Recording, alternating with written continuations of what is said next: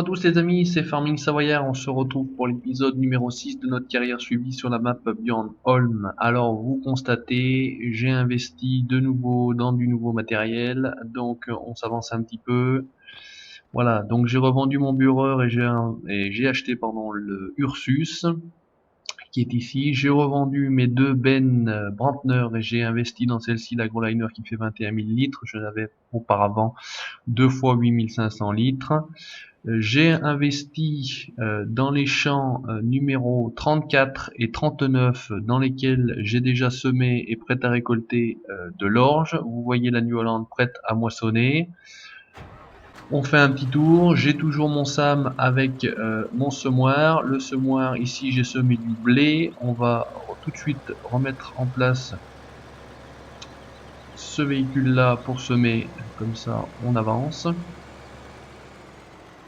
Voilà, donc le champ numéro 30 est également déjà semé en blé. Voilà, on va le passer.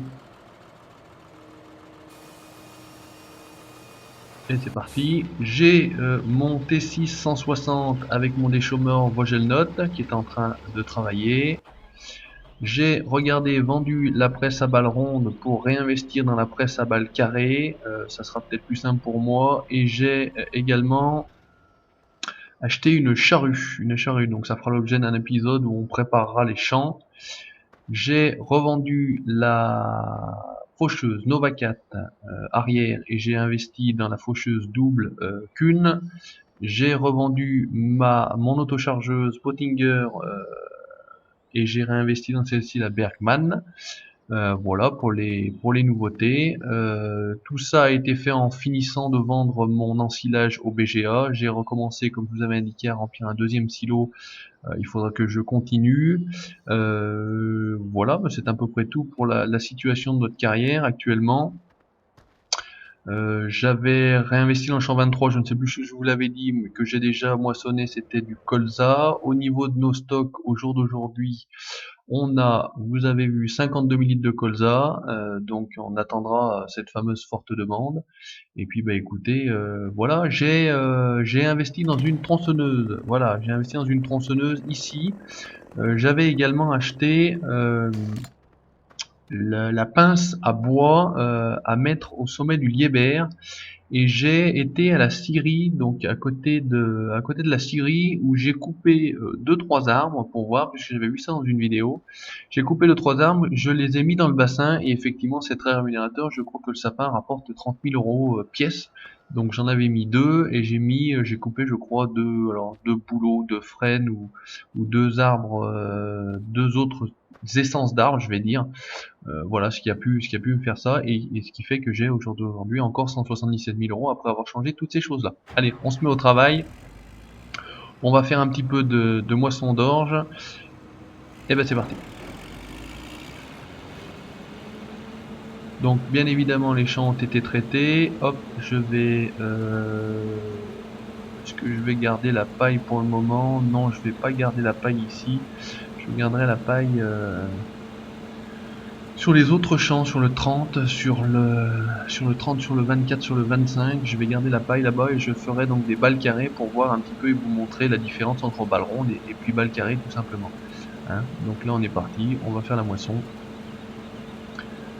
Donc toujours très sympa cette moissonneuse. J'avais lavé un petit peu mon matériel. Alors effectivement, celui-ci se salit beaucoup plus quand on travaille la terre, quand on fait du labour, quand on fait quand on cultive ses champs ou qu'on passe le déchômeur, effectivement quand on sème également. La moissonneuse elle se salit un petit peu moins vite, mais c'est pareil logique puisque au niveau de la moisson c'est quand même a priori moins salissant que de travailler la terre. Voilà. En ce qui concerne la chaîne, donc je vous indique que je vais démarrer une nouvelle carrière donc sur l'activité bois. Donc j'ai mis au point un petit scénario. On va voir ce que ça peut donner. Il faut que pour l'instant je trouve une map qui me convienne. A priori c'est trouvé, c'est fait. Maintenant il faut que je mette au point un petit peu tout ça, que j'essaye les mods que j'ai téléchargés, puisque ça sera une carrière donc avec des mods et cheaté, hein, pour éviter d'avoir des problèmes d'argent, qu'on puisse acheter ce qu'on veut quand on veut et quand on en a besoin. Ça sera beaucoup plus sympa. Donc vous voyez, avec le mode wheel lanes, donc le mode qui écrase les cultures, et ben on a des champs qui sont pas tout à fait semés uniformément, et ça je trouve ça très réaliste, parce que c'est vrai que quand on le fait normalement, c'est semé uniformément, il n'y a aucun problème. Donc là ça peut être dû dans la réalité aux intempéries, un problème au niveau de la semence, un problème au niveau du semoir, etc., etc., etc. Donc vous voyez là sur ma droite, bah, ça paraît justement pas poussé, donc c'est vrai que c'est plutôt sympa. Donc je n'ai encore pas plus essayé que ça le Ursus. Donc le Burger faisait 135 chevaux, le Ursus un petit peu plus, 140 ou 143 me semble-t-il. Donc voilà, ça permettait d'avoir un tracteur un peu plus gros, avec la benne de 21 000 litres, puisque même si le Burger tirait normalement et tranquillement les deux bennes Brantner, c'est vrai que ce petit train de benne commençait à me saouler entre guillemets. Et puis donc c'est vrai que ça fait un petit peu logique de passer sur une benne un peu plus importante. Et ben comme ça on va avancer, on aura moins de trajets à faire. Donc l'orge, on va sur le principe également le stocker, on n'a pas de besoin d'argent immédiatement, on va le stocker tranquillement, et puis on attendra une forte demande tout simplement, hein. Donc au niveau rendement, j'ai fait un aller-retour, sachant que ça n'est pas plein, comme vous pouvez le constater, j'ai déjà 50%, donc on va être pas mal. Le rendement va être bien. Au niveau de ces deux champs-là, 34, 39, on est pratiquement à 5 hectares, hein. Celui-ci 3, l'autre 2, donc ça fait presque 5 hectares de culture ici. Donc très sympa, hein. Des champs qui sont pas trop loin d'élévateurs à grains, qui sont pas trop loin de la ferme, etc. Donc c'est vrai que je les ai trouvés pas mal, ils sont assez plats. Il n'y aura pas de difficulté, pas de ralentissement particulier au niveau de la moisson. Vous voyez, on tourne à 9 km/h, on est tranquille, ça roule tranquillement. Voilà. Donc bah, je vais dire, en faisant entre guillemets un petit bilan de cette carrière, on avance plutôt bien, je trouve. On arrive donc avec celui-ci à l'épisode numéro 6. Épisode numéro 6, on va pouvoir, on va dire, quasiment aux alentours de l'épisode numéro 10, investir dans nos animaux, hein, nos vaches surtout, puisque c'est celle-ci qui donne un peu de travail. Peut-être des moutons, les poules, on n'en achètera pas. Je fais en général jamais les poules. Ça m'intéresse absolument pas. Quand on aura d'autres maps, ben, on aura peut-être les cochons et les veaux, comme c'était le cas sur FPS 2013, ou sur des maps comme la ferme Limousine, donc extraordinaire map. Euh, Au jour où je vous parle, petit bilan sur la chaîne également, nous sommes à 13 abonnés. Je remercie tout le monde. J'ai des abonnés de Savoie, j'ai une fille également, dédicace à toi. Je fais une dédicace également à ceux qui me suivent depuis les débuts. Ils se reconnaîtront, voilà, donc n'hésitez pas, hein, n'hésitez pas à parler de ma chaîne autour de vous. Si ça vous plaît, bah écoutez, pourquoi pas de la faire découvrir à d'autres personnes. On avance tranquillement, je ne m'attendais pas à avoir sincèrement au bout de, on doit être depuis la création de la chaîne à une semaine et demie à avoir déjà ces 13 abonnés, j'en suis très content. Écoutez, si ça peut plaire, tant mieux. Maintenant, je ne fais pas ça ni pour la gloire ni pour rien du tout.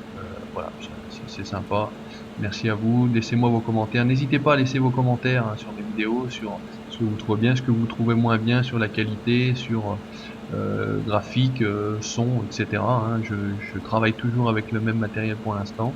Je pense qu'a priori c'est suffisant au niveau de la qualité, en tout cas avec ce que je veux faire. J'essaierai donc là de créer donc cette deuxième carrière suivie. J'essaierai également de vous poster des vidéos comme je l'avais indiqué peut-être au tout début. Hop, elle a accéléré, elle est partie toute seule.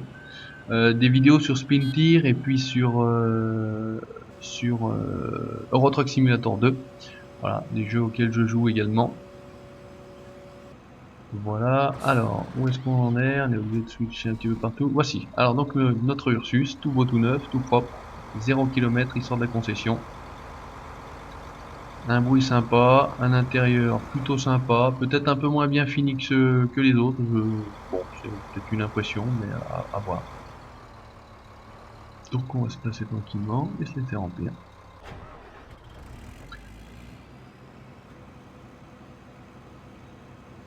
Donc toujours très sympa, il fait beau sur Björnholm. Il est 17 h, on attaque nos moissons. Et puis on va continuer tranquillement. Donc je sais pas quel rendement je vais pouvoir avoir, mais c'est vrai qu'a priori ça va relativement bien payer, je vais dire. ça va relativement bien payer puisque on a déjà fait une trémie en faisant 4 allers-retours approximativement. Donc on est reparti. Donc la texture de l'orge est bien faite, là on voit bien les petits, on voit bien les petites, par rapport au blé, les petits, comment dire, les petits poils, je vais dire, même si je ne sais pas exactement quel terme ça peut prendre, mais voilà, moi j'appelle ça des petits poils autour des graines, voilà, donc on reconnaît bien entre guillemets l'orge par rapport au blé. Je n'ai pas ressommé du colza dans le sens où on va essayer de faire de l'argent avec. Alors, est-ce que je vais passer ici? Non. Bien, je vais être obligé de le rouler légèrement, peut-être sur mes cultures. Ouais, je vais perdre un petit peu de rendement, mais c'est pas très grave en soi. Voilà, je vais repartir d'ici, comme ça on perd pas de temps. Donc vous voyez, le champ à côté 39 est également semé, prêt à récolter. Donc on a du travail aujourd'hui. Voilà, allez, on est reparti. J'adore le bruit de démarrage. Je sais pas si je mets pas le son du jeu trop fort, mais le lancement de cette moissonneuse là, le moteur qui accélère, je trouve ça super moi. Je sais pas si vous avez déjà entendu, certainement, vous avez certainement fait attention. C'est vrai que tous les véhicules n'ont pas le même bruit, c'est ça qui est intéressant. On n'a pas toujours le même son, toujours les mêmes moteurs. Alors je n'ai pas encore acheté des tracteurs plus puissants, donc je me limite pour l'instant. J'ai le Fortis à 190 chevaux qui est le tracteur le plus puissant de ma ferme. J'ai le T6 160, donc 160 chevaux, et j'ai le Ursus qui doit faire, je ne sais plus si c'est 140 ou 145 chevaux, quelque chose comme ça. Donc c'est vrai que l'Ursus fait un bruit sympa, le Sam également, le New Holland également. Voilà, c'est bien fait je trouve. On est toujours dans FS 2015, on prend toujours du plaisir à jouer avec, malgré les petits hicks. Alors est-ce que, allez, soyons fous, c'est passé. Je suis désolé pour le Ursus. Alors parlons mode maintenant. Au niveau des modes, donc je sais pas ce que vous en pensez vous au niveau des modes au jour d'aujourd'hui. On a beaucoup de choses qui sortent. Après c'est souvent des modes qui sont convertis de FS 2013. Au niveau des maps, bah, c'est souvent la map d'origine qui est retravaillée, restylée, etc. au goût du modeur. Bon, on a quelques modes qui commencent à être intéressants, je trouve. Maintenant, il n'y a rien d'extraordinaire. Après, vous me direz, on est seulement à un mois de la sortie du jeu, un mois et demi bientôt. 30 octobre, ouais. Ouais, donc écoutez, je trouve que c'est déjà pas si mal. On prend pour l'instant du plaisir. En tout cas, moi personnellement, je prends du plaisir sur la map d'origine avec les matériels d'origine. Écoutez, on va faire comme ça pour l'instant, il n'y a pas de raison. Sur le principe, il est là pour 2 ans, donc les modeurs ont largement le temps de se mettre au travail. On va se faire une petite vue intérieure pour ceux qui apprécient les vues intérieures, parce que c'est vrai que c'est toujours sympa. La vue intérieure est bien. J'ai remodifié, alors je sais pas si ça se verra au niveau de la vidéo. Je suis repassé en height, donc qualité élevée. J'étais sur les 2 ou 3 dernières vidéos en qualité médium. J'avais l'impression que ça laguait un petit peu, que l'ordinateur avait du mal à supporter le height. Après c'est vrai qu'effectivement entre medium et height, donc entre moyen et élevé, on n'avait pas les rétros. Donc c'est vrai qu'en height là je suis revenu, j'ai les rétros. Maintenant les rétros je m'en sers pas trop. On n'a pas une grande différence au niveau graphique je trouve. Par contre c'est peut-être au niveau de la distance d'affichage. Là on a entre guillemets le paysage affiché beaucoup plus loin en height. J'ai l'impression que ça, l'ordinateur là supporte bien. Par contre effectivement après au niveau de la capture de fraps on a un peu plus de contenance. Donc c'est-à-dire, je m'explique, la vidéo pour une même durée est beaucoup plus importante, alors en giga. C'est vrai qu'effectivement après il faut compresser un peu plus et ça prend effectivement un peu plus de temps pour pour retraiter et puis pour travailler la vidéo au montage, tout bêtement. Maintenant c'est vrai que c'est peut-être plus sympa. Vous me direz ce que vous en pensez, si vous voyez vous une différence particulière en tout cas entre la dernière vidéo et celle-ci, puisque celle-ci donc est en height et la dernière était en medium tout simplement. On verra bien. J'ai également essayé de régler mon micro, c'est-à-dire que j'ai baissé un petit peu l'amplification du micro. Vous me direz également si vous voyez une différence. Est-ce que c'est plus agréable? Est-ce que c'est mieux? Est-ce que vous m'entendez moins? J'espère que vous m'entendrez quand même, c'est le principal. Maintenant, bon, on verra bien, c'est des tests, on est sur l'épisode 6, j'essaye d'améliorer sans cesse la qualité de mes vidéos et la qualité du travail. Bon, a priori, celles qui ont été déjà faites nous ont convenu, on va dire, niveau qualité. Maintenant, on essaie d'améliorer, pourquoi pas. Donc, sympa. Vue intérieure, on a notre dessus sur le côté, hop, et on est top là. Voilà. Donc, on va switcher. Ah, alors, regardez. Donc, on va descendre de celui-ci. On va replier. J'ai dit replier et l'enlever. Ah. Alors, il était certainement en train de se plier, mais je n'ai pas vu. On va se faire une petite vue tranquille ici. On va regarder notre SAM repartir. Et a priori, le champ là sera fini de semer. C'est très bien. Voilà, l'Ursus est là. On va se placer. Alors, je pense qu'on sera pas mal ici. On va sortir la buse. Et on va vider. Donc 6400, je n'avais pas fait attention. 6400 litres pour la contenance de la trémie de la New Holland. Donc on est pas mal, écoutez, on n'a pas fait une grande partie du champ, on a déjà fait donc 12 800 litres, 12 tonnes, on a encore largement de quoi faire sur ce champ là. Écoutez, on va faire sur le principe une belle récolte d'orge, c'était le principe, c'était le but, hein. Le principe pour l'instant c'est de faire un maximum d'argent. On a des fortes demandes pour le copeau et puis pour le maïs me semble-t-il. C'est pour ça que vous voyez sur la petite carte en bas les zones de déchargement clignotées. Et on est reparti. Donc on va se remettre en vue intérieure tranquillement et on y retourne. Donc on voit bien les traces laissées par la moissonneuse qui a filé. Donc effectivement c'est ici qu'il faut que je fasse attention, puisqu'en plus bon, c'est vrai que j'ai pas l'habitude de travailler en vue intérieure. On a de toute façon et en bas sur l'affichage et sur la droite la vitesse, le taux de remplissage de la trémie. Il faut juste faire attention. Mais c'est vrai que j'ai tendance à parler. Donc je remercie toutes les personnes, les abonnés qui m'ont laissé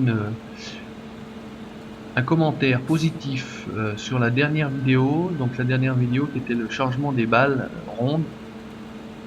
Donc comme je l'avais dit, comme j'avais indiqué, je fais ça avec le clavier et bien, on m'a entre guillemets félicité de le faire entre guillemets aussi bien avec le clavier, puisqu'effectivement ça ne reste pas très évident. Maintenant, rien d'extraordinaire, tout le monde peut le faire. On va en plus s'améliorer pour les prochaines vidéos, sachant que de toute façon, j'ai revendu la presse à balle ronde comme je vous ai indiqué, la Roll Belt 150 de New Holland, et j'ai acheté celle à balle carrée, ce qui sera plus simple dans le sens où lorsqu'on va presser, on n'a pas besoin de s'arrêter, ça sort automatiquement, il n'y a pas besoin de s'arrêter pour vider la balle. Donc c'est vrai qu'on va gagner un petit peu de temps de ce côté-là. Et puis, eh bien, écoutez, au niveau du chargement, on verra également si c'est plus simple. Sur le principe, ça va moins bouger, moins rouler du fait d'une balle carrée. Maintenant, on verra ce que ça peut donner. Donc ça fera l'objet d'un prochain épisode, sachant que là, donc je ne fais pas sur ces champs-là la paille. Je le ferai sur les champs proches de la ferme où donc ils sont un petit peu plus petits, et comme ça on passera à côté de la ferme tout simplement. Je ne sais pas si je vous l'avais précisé, petite information, donc suite à la fin de la précédente vidéo, je suis revenu à la ferme et j'ai revendu mes balles rondes donc au point de vente de paille, parce que je ne voulais pas immobiliser mon plateau d'une part, et de seconde part, on n'allait pas avoir les vaches tout de suite, donc c'est vrai que de ce fait là, je les ai ramenées. En plus, étant assez perfectionniste, je trouvais que le chargement n'était pas très bien fait. Il aurait pu être mieux fait et plus joli. Donc résultat des courses, je suis revenu avec mon plateau après la vidéo, j'ai ramené mon Liebherr, j'ai tout redéchargé une balle par une balle, ça m'a permis d'avoir un entraînement supplémentaire et de vendre tranquillement mes balles rondes donc au point de vente de paille. Bon, voilà pour la petite info, c'est pour ça que vous avez peut-être fait attention, mais vous avez remarqué que le plateau était de retour à la ferme, vide, donc vide de balles tout simplement. Voilà. Donc là on est bien, on continue, on est dans notre moissonneuse, 17h34, on file, on taille la route. Ça se passe a priori très bien, je n'ai absolument aucun ralentissement, aucun coup de lag, j'espère que ça se verra aussi également à la vidéo. C'est vrai que là on file, on trace la route, c'est absolument un régal et un plaisir à jouer. C'est vrai que je prends de plus en plus de plaisir à jouer à ce FS 2015. comme j'en prenais sur FPS 2013, mais c'est différent. Je trouve que même si le jeu est entre guillemets basé sur les mêmes principes, je trouve le jeu plus ou moins différent. Je le trouve plus joli, mieux fini. Après, on a toujours effectivement des problèmes avec ses ouvriers. Je regarde encore des vidéos de par exemple Classe DX. Classe DX, si tu regardes ma vidéo, écoute, petite dédicace à toi. J'attends pour faire partie de ta team que tu trouves une map intéressante et puis que tu montes ton projet. Écoute, tu penses à moi, il n'y a pas de souci, je serai là. Donc effectivement, au niveau des ouvriers, on est toujours problématique. Il y a toujours des difficultés de compréhension entre ce qu'il faut faire et ce qu'il faudrait faire avec ces ouvriers, hein. Vous pourrez constater sur sa dernière vidéo, hein, la ferme sur Agronord, la ferme du Nord, sur la map Agronord, où il avait pas mal de soucis avec son ouvrier qui semait. Alors il utilise l'autotracteur. Maintenant, moi j'ai encore pas téléchargé l'autotracteur. J'ai, comme vous pouvez le constater, hop, j'ai l'autocombine, mais je l'ai encore pas utilisé sur FPS 2015, sachant que les champs sont relativement droits. Et ben écoutez, on peut mettre entre guillemets un ouvrier bête et discipliné, ça se fait tout seul. Et puis sinon, bah, en général, je le fais moi-même parce que j'aime bien moissonner. C'est quelque chose que je trouve assez intéressant. Alors, je prends aujourd'hui, bizarrement, beaucoup de plaisir à le faire en vue intérieure. Le jeu fonctionnant bien, d'habitude, j'ai pas beaucoup de plaisir à jouer à l'intérieur. J'ai plutôt du plaisir à jouer comme ça, avec cette vue-là à l'extérieur. Il y a de l'animation. Alors, pendant que je vous parle, je regardais en bas, on arrive à 94%, donc on va en profiter pour déjà commencer à ouvrir la buse. On va gagner un petit peu de temps. Et puis on va tranquillement aller là-bas. Donc là, je sais pas, il y a un décalage. Hop, je ne me suis pas fait avoir, quasiment pas. On voit juste les traces des roues avant de la machine. Voilà, allez, on y retourne, on prend notre Ursus. On est à 12 800, ça paraît logique, 6400. On va en rajouter 6400. Et puis je crois qu'on fera sur le principe 3 bennes, enfin 3 trémies et un peu plus, 3 trémies et demi. Comme ça on sera tranquille. On ira a priori vendre donc cette. Oh, enfin, on n'ira pas vendre, hein, j'ai dit on n'ira pas vendre, on va le garder. On n'a pas besoin d'argent pour l'instant. Vous voyez, on est à 167 000 euros. Il faudra également que je m'occupe de rembourser mon prêt. Ça, je veux le faire rapidement. Comme ça, on parle plus du prêt. Ça ne coûte rien. Voilà. Donc, on va être tranquille. On remboursera notre prêt. Et puis après, on repart tranquillement, hein.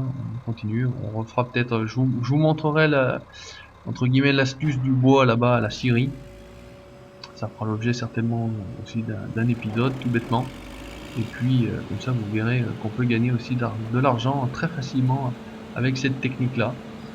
Peut-être encore plus rémunératrice que le BGA, puisque moins d'efforts à faire, hein. Il suffit simplement de couper votre arbre, de les brancher, d'avoir le matériel adéquat. Bien évidemment, moi pour l'instant j'ai le lever, le télescopique qui est un petit peu juste. Il faudrait peut-être le chargeur sur pneu, mais en tout cas ça peut faire. Une fois bien débranché, il n'y a pas de souci, ça se fait bien. Et puis voilà, hein, vous mettez simplement le bois dans le bassin et puis boum, hein, comme je vous l'ai dit, un sapin c'est 30 000 euros en 5 minutes, entre guillemets. C'est 5 minutes pour gagner 30 000 euros, donc c'est vrai que c'est relativement sympa. Allez, aujourd'hui on se fait plaisir, on se remet en vue intérieure. La machine commence à se salir, on voit le pare-brise qui commence à devenir tout cradingue. Il faudra penser à la nettoyer, mais je pense que je la nettoierai après avoir moissonné les deux champs, 34-39, comme ça elle aura bien travaillé, 5 hectares de boulot. On verra ce qu'on aura sorti. Il faudra bien que je retienne entre guillemets tout ce que j'emmène, le nombre de bennes tout simplement, et on verra quel rendement on aura eu sur ces deux champs là qui commencent à être des champs relativement grands sur la carte, hein, puisque 34-39 c'est pas mal. Après on a des grands champs comme le 22, le 27. C'est aussi des grands champs. On m'avait indiqué d'acheter le champ numéro d'ailleurs 22. C'est certainement un investissement, hein, parce que c'est des champs qui coûtent de l'argent. Le champ étant grand, le champ coûte de l'argent. Mais c'est vrai qu'on peut effectivement se faire beaucoup d'argent avec ça. Vous semez ça en colza par exemple. Et bien, ça peut être sympa. Ou par la suite économiser et puis s'acheter donc pour faire de l'ensilage donc la crône, parce qu'effectivement l'ensileuse de rang, moi ça me saoule sincèrement. C'est trop long, trop pénible à faire. Maintenant peut-être qu'il faudra qu'on le fasse encore quand même une fois avec cette ensileuse de rang, mais maintenant on essaiera de faire rapidement des économies, et puis on achètera justement cette ensileuse Krone qui permet de travailler quand même, mieux. Bon, c'est 400 000 plus 40 000, je crois, il faut approximativement 450 000 euros pour investir là-dedans. Bon, bah écoutez, on investira malheureusement 450 000 euros là-dedans, hein, tout simplement. Il faudra, j'ai semé, je sais pas si je voulais indiquer, le champ numéro 38 en herbe également. J'avais fait le tour de ce champ à l'époque, justement avec mes faucheuses, et puis finalement je me suis décidé de le semer en herbe. On n'est pas très loin du BGA, comme ça on le fauchera, on l'endènera, on le chargera avec l'autochargeuse. Donc c'est pareil, j'ai l'autochargeuse Bergman maintenant qui permettra d'avoir une capacité plus importante, de faire peut-être toute l'intégralité du champ et de son contour en une seule fois. Également le champ numéro 29, largement certainement de le faire en une seule fois, puisqu'il fallait avec le Robos Pottinger, la petite autochargeuse, le faire en une fois et 0,2 fois ensuite. Voilà, ça veut dire deux passages. C'était un petit peu pénible, donc c'était un petit peu dommage. C'est pas très grave en soi. On va continuer comme ça. Maintenant on a du matériel un petit peu plus important. On passera également par la suite à des tracteurs un peu plus importants. Toujours pareil, hein, on évolue, on gagne de l'argent, on vend, on évolue, on fait. J'avais acheté le T6 parce qu'il avait la possibilité d'avoir le chargeur avant. Voilà. Et puis c'était un tracteur que je voulais de toute façon. Le bleu étant ma couleur préférée de toute façon sur le principe. Même si ma marque de tracteur, elle, c'est John Deere, ma marque préférée, ben, ils sont verts, alors c'est tant pis pour moi. Mais effectivement, le bleu étant ma couleur préférée, je voulais avoir ce nouveau de T6. Le T4, je ne l'ai pas acheté. Pour l'instant, j'en ai pas l'utilité. Et puis, c'est vrai que c'est un petit tracteur, donc autant avoir un tracteur un peu plus important qui puisse faire différentes activités. Le T6 fait la même chose que le T4, mais le T4 ne peut pas faire la même chose que le T6, vous comprendrez. Donc effectivement, j'ai eu les moyens d'acheter le T6, j'ai acheté directement le T6. Voilà, tout simplement. Il a le chargeur avant, et puis au moins il peut tirer le semoir, il peut tirer le déchômeur, des choses de 4,50 m pour le semoir, de 6 mètres pour le déchômeur. Donc c'est vrai que c'est beaucoup plus pratique. On en est où? Là on est à 85%, donc on va être tranquille, on va se faire une nouvelle, on va se sortir. Et en plus on sera du bon côté la buse pour pouvoir vider. On en est à 91%. Donc encore du travail en perspective, hein, vous voyez, il y a encore de quoi faire. On est à 93%, on est tranquille, on avance. Voilà. Donc je ne vais pas moissonner l'intégralité des deux champs 34-39, c'est bien évident, sinon ça vous fait des vidéos relativement longues, après ça fait beaucoup de travail pour moi derrière, et puis de toute façon après c'est vrai que c'est souvent la même chose, hop, arrêtez pile au bon moment. On switch, malheureusement j'aurais pu descendre et aller directement au tracteur, on n'était pas très loin, sachant que j'ai le mode qui permet de courir vite, fast forward, je crois que ça s'appelle. Donc c'est vrai que c'est un mode qui est quand même relativement pratique quand on veut faire le tour d'une map. Quand je télécharge des maps, je regarde rapidement à quoi ressemble la map, et je cours simplement, j'utilise même pas un véhicule, je cours, pardon. Je cours, je fais le tour de la map, et ça me permet de voir. Alors ce qu'on va faire, on va aller ici, on va mettre un ouvrier, on va retourner ici, remonter, erreur de touche, on va se mettre notre gyro et on va aller vider nos premiers 21 ml. Comme ça. Donc mon coco tire un peu la langue quand même, ça y est, on est parti, un peu d'élan, personne de ce côté là, ici c'était bon. Allez, on va aller tranquillement se vider nos premiers 21 ml d'orge dans nos stocks, et puis c'est parti. Voilà. Donc un très beau début de coucher de soleil, on voit le soleil au fond là-bas derrière les grands peupliers qui commencent à descendre, l'ombre qui s'allonge, la maison du patron, belle maison en bois, alors de Suède, de Norvège, de Finlande, je ne sais pas exactement où se trouve Björnholm. Je n'ai toujours pas fait la recherche de savoir si Björnholm est une ville qui existe ou pas. Si vous le savez, vous, si vous avez regardé par curiosité, dites-moi si c'est une ville qui existe ou si c'est une pure invention de Giant pour farming. Est-ce que ça se trouverait plutôt, voilà, on sait que c'est dans les pays scandinaves, on va dire, mais est-ce que c'est plutôt la Finlande, est-ce que c'est plutôt la Norvège, est-ce que c'est plutôt la Suède? Voilà, je vais chercher le troisième. Donc pareil, toujours très bien fait.